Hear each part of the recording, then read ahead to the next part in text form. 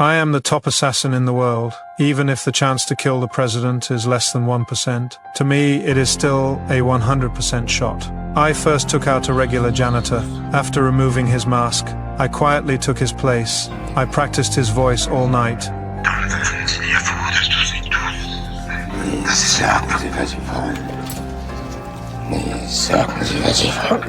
Even mimicked every cough and flick of his cigarette. I've never smoked, but that whole pack tasted like bitter steel cold, with a trace of unease. Once everything was ready, I walked into the building. I used a cough to avoid conversation. Facial recognition didn't stand a chance. I repeated the old man's usual catchphrase. The guard glanced at me and let me through. Every step closer to the target felt like walking on thin ice. I pushed open the door, pulled out my weapon in one motion. At that moment, a woman entered. I didn't hesitate, pulled the trigger. The gunshot exploded through the empty office. My heartbeat snapped tight. Footsteps rushed in fast. My cover was blown.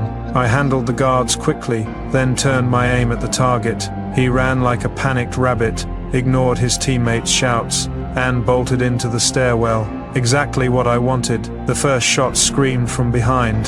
The second shot hit his leg. He curled up in pain. I stayed steady as stone. Then a third bullet brushed past my shoulder. He vanished into the rooftop shadows. As sirens wailed below, I tossed 2 smoke grenades, used the fog to repel from the roof, switched back to the janitor's outfit, blended into the scattered crowd, returned to my hotel, dropped the disguise, and waited calmly for the next step. This was only step 1. The president's future schedules are locked down tight. But the man I let live last night, his son was wounded in an attack. He's now in the hospital. From a hotel across the street, he set up surveillance gear. A windmill by the window spun slowly, measuring wind speed and direction.